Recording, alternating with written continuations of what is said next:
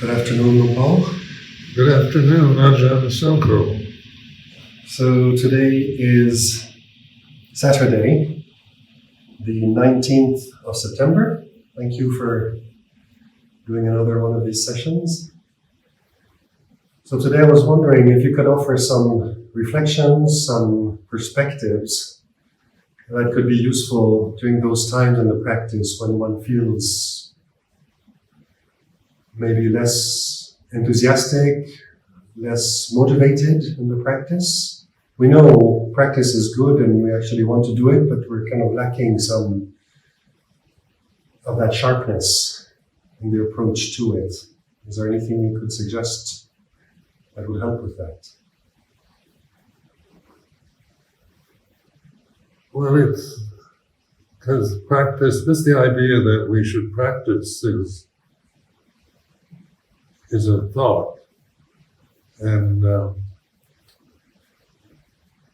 we've got this idea that I'm somebody who needs to practice to get something that I don't have, such as enlightenment. And what I always found helpful was to always, if the Dhamma is here and now, then it's perfect already. Perfection is our very nature. So we don't have to, by thinking that I'm somebody separate from Dhamma, that I have to practice in order to get the ultimate realization in the Dhamma is all a mental creation that I'm making. So listening to yourself, I don't have the energy, I'm bored, I don't like this present moment.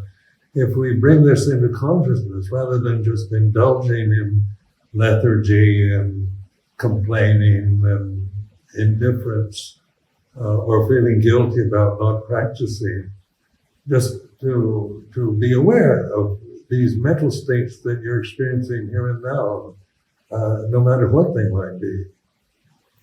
Sometimes we're inspired. We depend on inspiration to really get into what we call practice.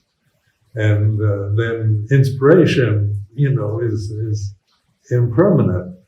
You can't live a life just inspired by somebody else or something else. It is a determination to be aware and trusting in awareness that you find you're liberated from the delusions that you create with your own thoughts, your habit patterns, your identity as a separate individual self that has to find something that you don't have already. So enlightenment is not about getting something you don't have, it's about letting go of what you identify with. And in the Buddha's teachings are very clear, the body is not self, the feelings are not self, the memories are not self, the emotions are not self. Sensory consciousness through eyes, ears, nose, tongue, body is not self. What's left when there's no self is awareness. If you sort through that, and when we get bored or we aren't motivated or we feel lazy, these are all mental states that we identify with, and that very attachment to the idea I can't practice, my practice isn't any good, is all mental proliferation. It's just thinking, and thinking is one of the main hindrances to enlightenment, to seeing things as they really are. Because thinking is an acquired function that we aren't born thinking. It's an artifice that we acquire after we're born. But yet we're very attached to thoughts, and thinking is a critical function. Its whole purpose is to judge conditioned phenomena, whether it's good, bad, big, little, right, wrong, male, female. It's all, there to name and to define and to qualify conditioned phenomena. And ask yourself, are you really a conditioned phenomenon? Is this my true identity, this physical body, these feelings of the moment? Am I really a permanent lazy person or a permanent inspired person? The personality changes according to the weather, the conditions, whether you've been rested or you're not, whether you're tired, whether you're healthy or sick or whatever. The sense of a self, separate self, is defined by words, by thoughts, by memories, by emotions. But who is it that is aware of these memories, aware of thoughts, aware of feelings, emotions? That's what we are every moment, all the time, is this awareness. And awareness with wisdom rather than awareness just through the habit of identifying with what we are not, because we are not what we think, we are not what we feel, we are not the memories that we have at any moment. We are this perfect, pure, conscious awareness all the time. And it's by reflecting on this that we break down the ideas of us, the limitations we place on ourselves through the thinking, critical process. Like many times we have good meditations where we have insights, we get really good concentration, real samadhi, and we have a sense of peace and joy and happiness. And then the next day we sit in meditation and the mind wanders all over the place and unpleasant memories arise in the mind and doubts and worries. And then we start remembering the previous day. We want that. We want to get what we remember from what we call a good meditation. And that's the whole, trying to get something you don't have now is the cause of suffering. And so when you are in a state of bliss, to want to hold on to it, is the very essence of suffering, because it's not based on wisdom, it's based on conditions changing in a certain way that you're still identified with the conditions of the body and the mind.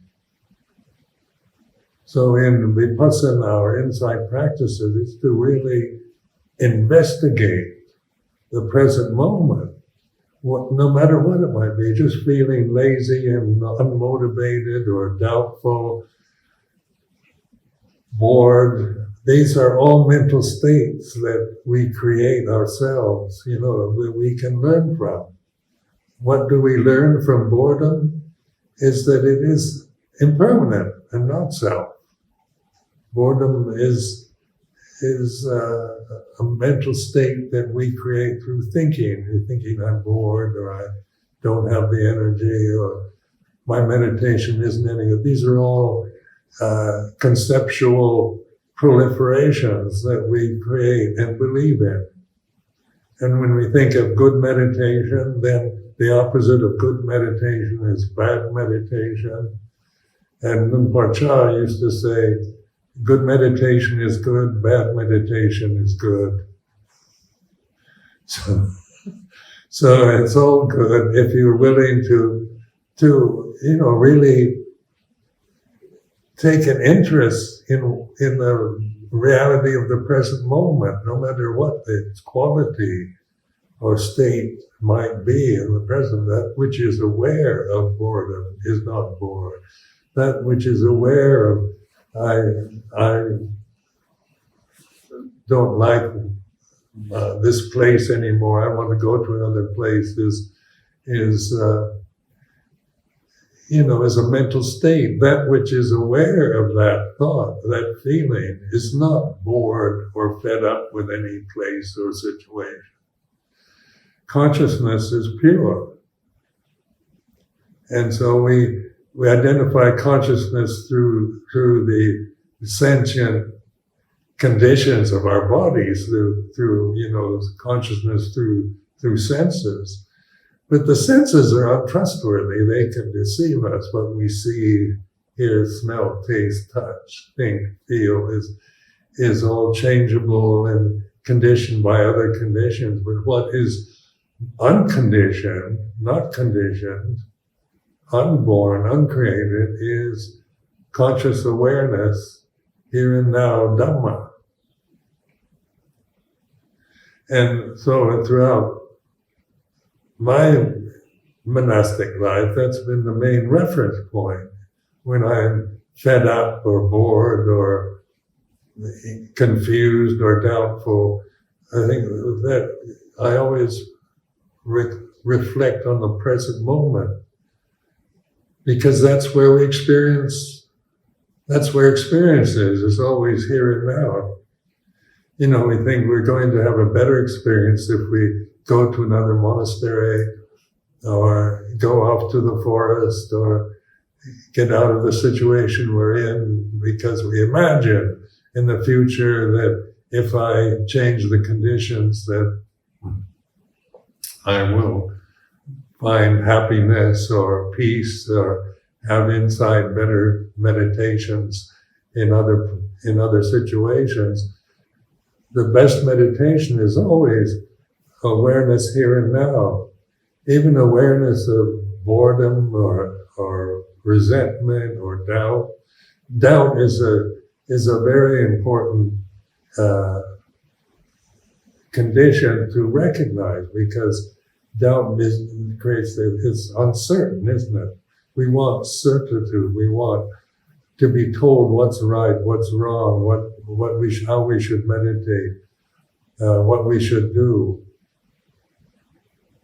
where we should go. We go to teachers hoping that they'll tell us exactly how to meditate and what to do. Because the thought that I don't know how to meditate is still a creation. So good teacher is always pointing at the present moment. The very thought that I can't meditate is being aware of that is conditioned, isn't it? It's words, it's thoughts, it's views, it's concepts. It's always the sankharas or conditioned phenomena, and the point is that you put yourself in the Bhutto or the Buddha position of awareness, because that's what Buddha really means, awareness here and now. And it's aware of the way things are. All conditions are impermanent. All Dhamma, reality is not a personal self. It's not, confined. Ultimate reality is not confined to any condition. So getting beyond the conditions is through sati sampajanya, or awareness, clear comprehension, intuitive awareness, intuition, apperception. These words convey this sense of not just intellectual understanding of Buddha's teaching, but an actual using them for investigation. It's like road signs pointing to Bangkok, because the road sign has the word Bangkok on it. It doesn't mean that that's Bangkok. And then what is the point of a road sign? Is it's pointing the direction so you can drive to Bangkok. But if we just look at the road signs of Buddhism, then we never realize Dhamma, because we're caught with the words, with the concepts, with that which is impermanent and not self. Even the teachings of the Buddha are concepts, are words. but they're words that are directions, where to go, the direction to take to get to Bangkok, rather, or the direction to take to realize Dhamma, to know Dhamma through direct knowing, through what we call enlightenment, through the reality of here and now, rather than just counting the road signs or memorizing, the teachings. The teachings are merely directional signs that help us to look at the here and now. The present moment is like this. So there's these words, it's like this, because the present moment can change in terms of its quality, so you can feel depressed or bored or eager or inspired, but the reality of the present moment is stillness, is peace. Behind all the noise, underlying all the movement of greed, hatred, and delusion is peace. So awareness puts us, the teaching of the Buddha are pointing to that always the present moment, which is in its true nature peaceful. The state of mind is not peaceful. The mental state, is, because you're bored or upset or anxious or doubtful, that's not peaceful. But if you patiently endure those, allow them to be what they are, allow doubt to teach you that it is a condition that comes and goes, that restlessness is a condition that comes and goes, that greed or lust or anger or fear, all these are conditions that come and go according to other conditions. But what doesn't come and go is awareness, mindfulness, consciousness. It's the reality of Dhamma, here and now, that is always here and now. It isn't about it's here and now in some places.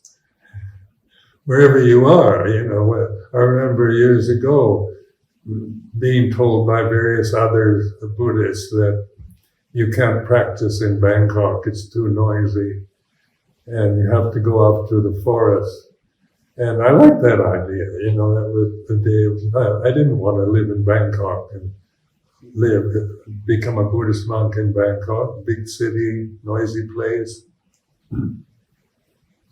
So I went off to the forest, and then even in the forest, there's so many annoying things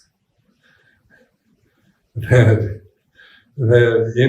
you don't want, that you wish there were no mosquitoes.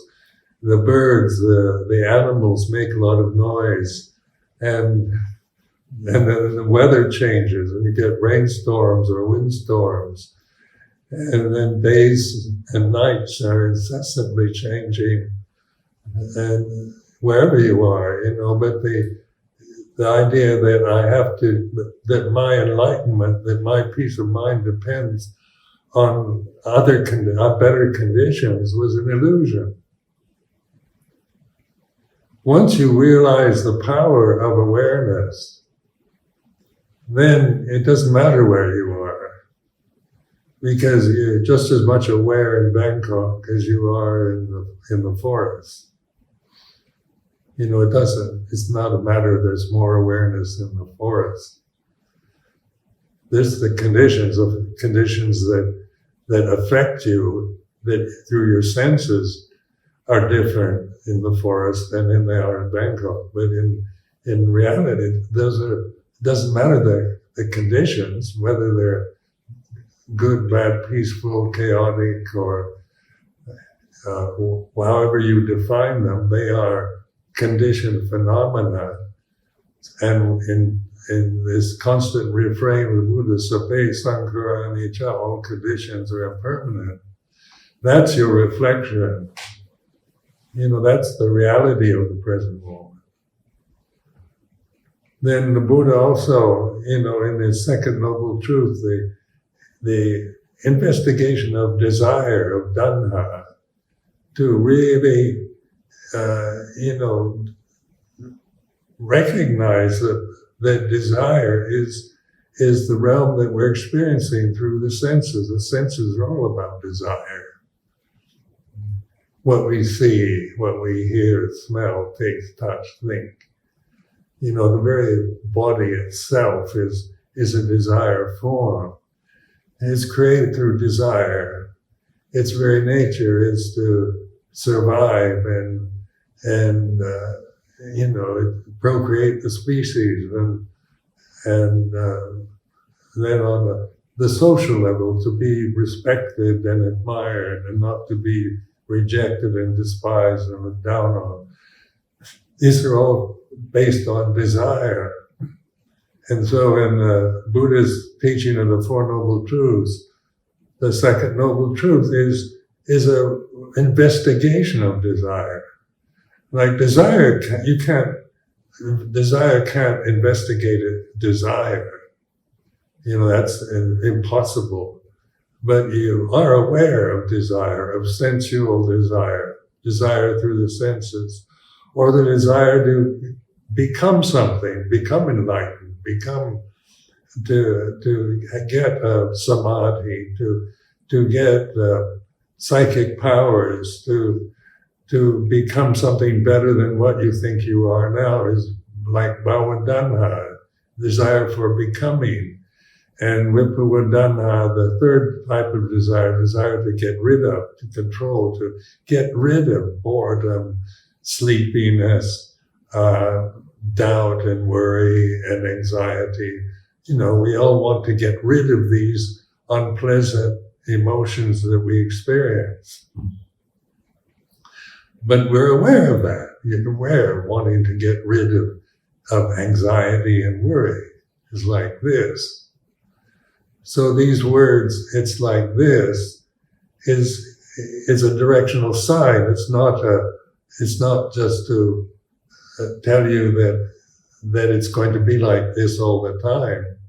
But at this moment here and now can only be the way it is. The way you're feeling, your physical health, the conditions that come together at this very moment. It's like this. And you open to that. You observe it. You're the awareness. You know this. You are this awareness, rather than what you're aware of that changes according to other conditions. So in the simple teaching of trust in awareness, because it's the only possibility that there is for any of us. In terms of personality, of ability, intellectual ability, emotional stability, these are all transitory and different and changing, whether you're male or female, or rich or poor, black or white. These are conditions that we strongly identify with. But they're uncertain, unstable, coming and going and changing. And they're not self. They're not you can't find any permanent identity through thought. Thought itself is very changing, very quickly changing from good to bad, to right to wrong, and its whole purpose in the human experience is to discriminate, to divide good from bad, right from wrong, male from female. That's what thinking does. It's a discriminatory function. So when we attach to thinking as our identity, when we try to think of ourselves as this physical body, as these emotions, as this feeling, this emotion that I'm experiencing in the present moment, as personal and mine and wanted or not wanted, then we're caught in the birth and death cycles of what we call samsara, the cycles of birth and death. But when we see the futility and the pointlessness of attaching to birth and death cycles, we let go. We relax. And letting go doesn't mean we close down or destroy anything. We just don't make problems about the reality of the present moment. It's like this. Whatever it might be in terms of experience and its quality, it is what it is at this present moment, and this is the experience of here and now. So, then investigating time, we think of practices as a progression, starting out basic meditation and we go into advanced meditation. So that this is very much still thinking, isn't it? Basic meditation, I'm just a beginner. And then after a few years, you want to see yourself as an advanced meditator, but you still feel like a beginner. Or, in terms of thought, you think, I've been a Buddhist now 10 years and been practicing meditation, I'm still a beginner. This is thinking. And express yourself. I'm not saying it's wrong thinking or you shouldn't think, but be the observer of thought rather than the owner, the possessor of thoughts. Because thoughts are untrustworthy. They are sankharas, they are conditions, they are phenomena that, change very rapidly. Thoughts come and go very quickly. So, an encouragement to not believe what you think you are, whether you think you're a good person or a bad person or right or wrong or intelligent or stupid. It's not, these things are not important to identify yourself with goodness and rejecting evil. Evil is a sankhara that we have bad thoughts, evil thoughts that we're frightened of, we feel guilty about. Rather than seeing that, to trust the awareness. In terms of action and speech, we don't act on evil thoughts or speak on through them, but we are aware of them. They are sankharas just like any other good sankhara, excellent sankhara, beautiful sankhara, and they're the opposites. If there's beautiful sankharas, there's really ugly sankharas. But in terms of awareness, all sankharas are impermanent and not self. So, in terms of guilt, people feel guilty about what they've done or said in the past. And what is guilt here and now? It's about remembering something you physically did or said, that is in the past. What is the past right now? It's a memory.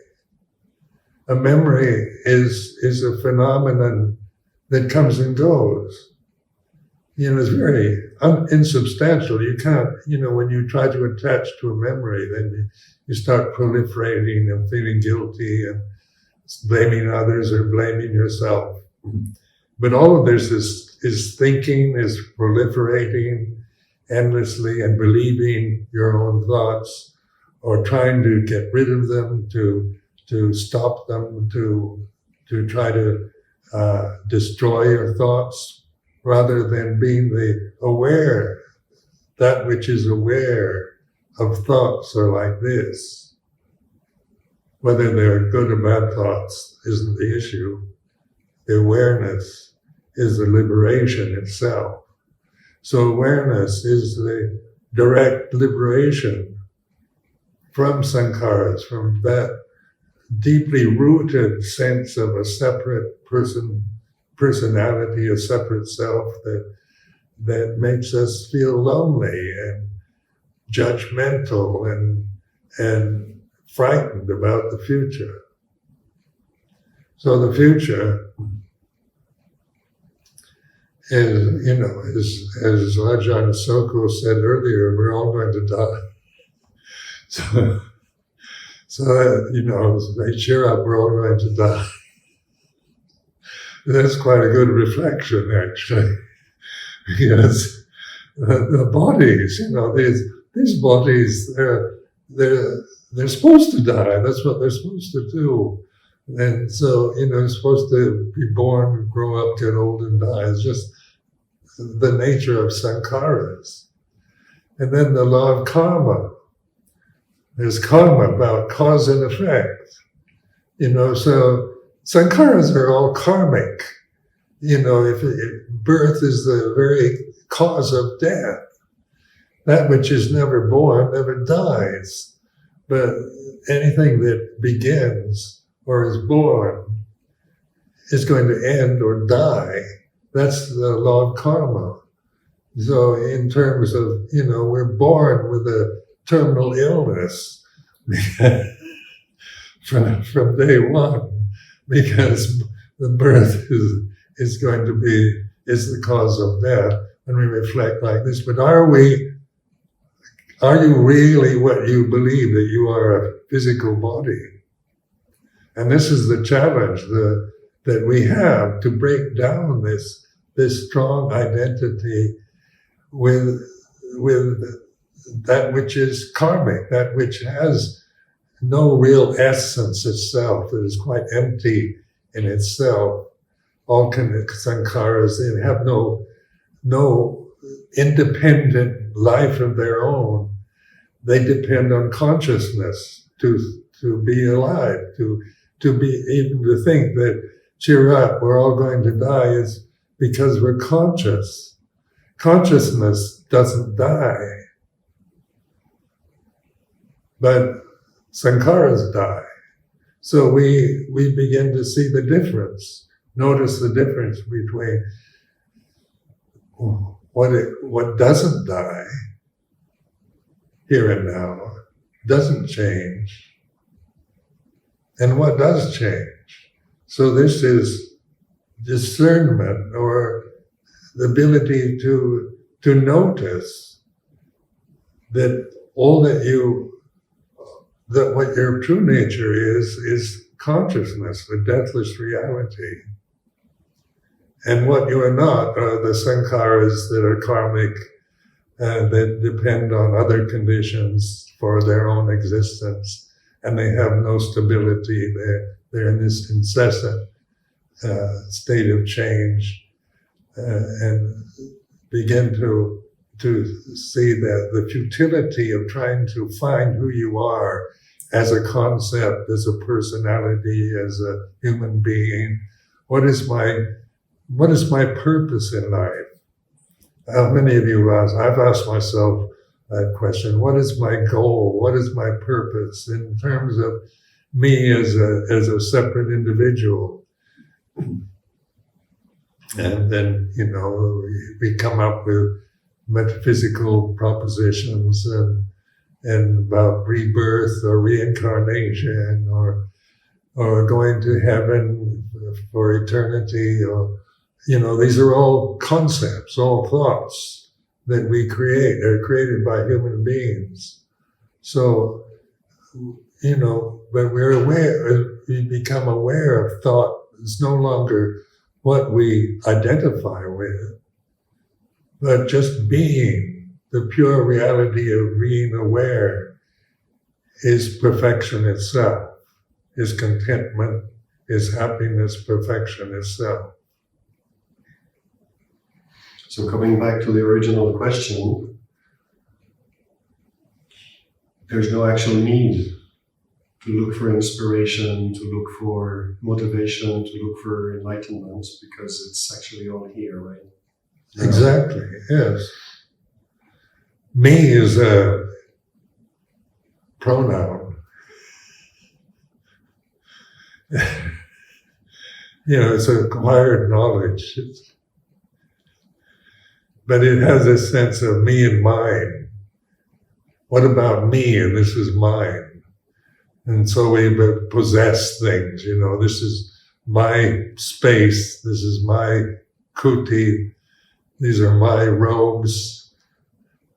I'm a senior monk, you're a junior monk. And so we define ourselves according to, the status or the sankharas that we find ourselves with. But in meditation, we're reflecting on that, being senior or junior, or being a samanera, or being a nun, or a monk, or all words, concepts that are conventions. But that's all they are. They're not real persons. But when we assume, like in monasticism, we have these seniority identities, who's senior to who. And these can become a real sense for conceit. Seniority is always sounds better than being junior. Just logically, to be the senior monk then you're just the newly arrived novice, or just an anagarika. We say things like this in this convention, but in terms of reality, it's not. To identify with the conventions that we find ourselves living with is kind of missing the point. We didn't ordain to become senior monks, but to realize, to awaken to Dhamma, to wake up, to see things as they are, not to become a powerful, popular Buddhist monk, or become head of a monastery. These things happen, but that's not liberation in any way. That's more, that can be, a source of conceit and an obstacle to enlightenment. But when we find ourselves in positions of power or influence or seniority, they are, it's like this, being junior, being newly ordained novice is like this. But that which is aware of the way it is the same for all of us, whether you're a very senior, high-ranking monk or a very newly ordained monk. The awareness is exactly the same. Awareness, consciousness isn't personal. It has nothing to do with seniority or monk or nun or novice. It's what we truly are, and everyone is, which some of us are aware of and others are totally ignorant of. They follow the sankharas and believe them and operate from their positions, of junior, senior, or high and low, wealthy and poor. And class systems are all based on that illusion of being wealthy is the best, and being poor is kind of like you're a failure, but you're the losers. and being wealthy is the winners. These are all verbal constructions and belief systems. They're not ultimate reality, and they're not liberating when we attach to them blindly. On a conventional level, we can recognize that conventionally it's like this, but we didn't ordain to just become conventional, but to get beyond convention, to Dhamma, to reality itself.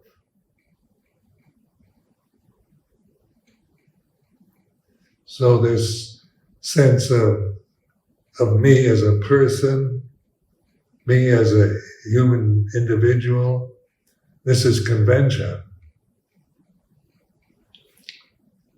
So conventions are, their very nature they're creative. You're not born you acquire your conventional identity after you're born. Newborn baby is just a conscious human being, individual body, and a consciousness is the same in an infant as it is in a fully enlightened arahant. Consciousness is no different. And so it's that simple. In other words, awakening to Dhamma is the most simple reality that we overlook endlessly through complicating our lives, through the conditions that we find ourselves with in the present moment. We're defining ourselves always with complicated conditions, with habits, with memories, with identities about who we are, where we belong, and what religion we belong to, what national identity do we have. Our gender identity is now very important to be really identified with gender, and sexual identities is becoming, increasingly important in modern society, because we want to know who we are, and we've got these physical bodies. They have sexual desires, and they're not always the same for everyone. And so we identify some as right, some as wrong, good, bad. And now we want to say everything is okay, but that's still another thought, where meditation is getting beyond thinking to the perfection of the here and now, the reality of Dhamma here and now.